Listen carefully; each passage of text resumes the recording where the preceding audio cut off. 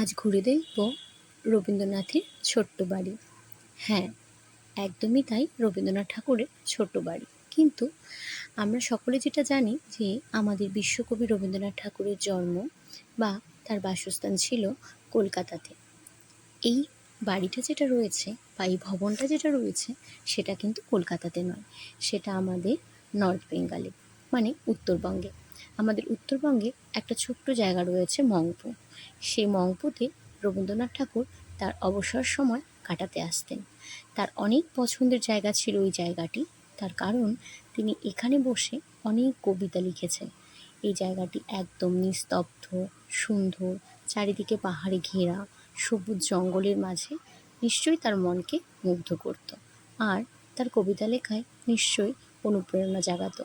তাই তো তিনি জানিয়েছিলেন তিনি এখানে একটা ছোট্ট ঘরে থাকতে চান, এবং তিনি সেই জায়গাতেই থেকে অনেক কবিতা লিখেছিলেন। আর তিনি যে শুধু কবিতাই লিখতেন এমনটাও নয়, আমরা তো সকলেই জানি তিনি অনেক সাহিত্য, উপন্যাস আমাদের উপহার দিয়েছেন। আমরা বাঙালি হিসাবে গর্বিত, তার কারণ আমাদের বিশ্বকবি রবীন্দ্রনাথ ঠাকুর শুধুমাত্র আমাদের ভারতেই নয়, গোটা বিশ্বে তার নাম ছড়িয়ে আছে। তার কারণ আমাদের ভারতের সঙ্গে সঙ্গে আমাদের পার্শ্ববর্তী দেশ বাংলাদেশের জাতীয় সঙ্গীতটিও কিন্তু আমাদের বিশ্বকবি রবীন্দ্রনাথের লেখা। তো সেই ক্ষেত্রে আমরা সকলেই জানি যে আমাদের বিশ্বকবি রবীন্দ্রনাথ ঠাকুর কতটা জনপ্রিয়তা লাভ করেছিলেন।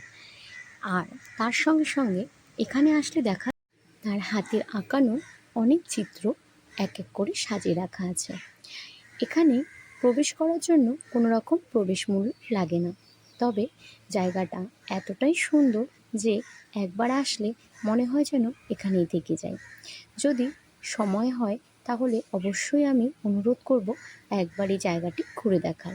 তার কারণ জায়গাটি থেকে যেমন পাহাড়ের অপরূপ দৃশ্য মন কেড়ে নেয়, ঠিক তেমনই এই সবুজে ভরে থাকা এই গাছপালাগুলো মনকে একদম মুগ্ধ করে তোলে।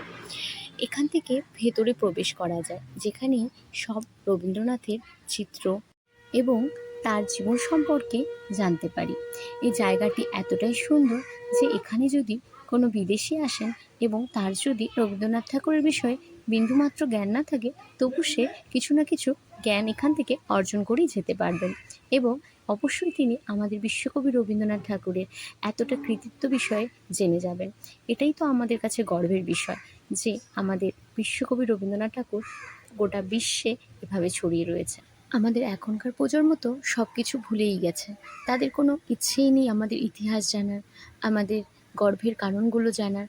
তাই এই জায়গাগুলো যেন পরবর্তী প্রজন্মকেও মনে করিয়ে দিতে পারবে, আর আমাদের এভাবে বিশ্বকবি রবীন্দ্রনাথ ঠাকুর সবার মধ্যে বেঁচে থাকবে। আমি চাইবো আমাদের পরবর্তী প্রজন্মগুলো বিশ্বকবি রবীন্দ্রনাথের কৃতিত্বগুলো জেনে তাকে সারা জীবন সম্মানের সঙ্গে মনে রাখবে। তবে আজকের মতো এখান থেকে আমি বিদায় নিচ্ছি। পরবর্তীতে যদি কোথাও যেতে পারছি নিশ্চয়ই তোমাদের সঙ্গে শেয়ার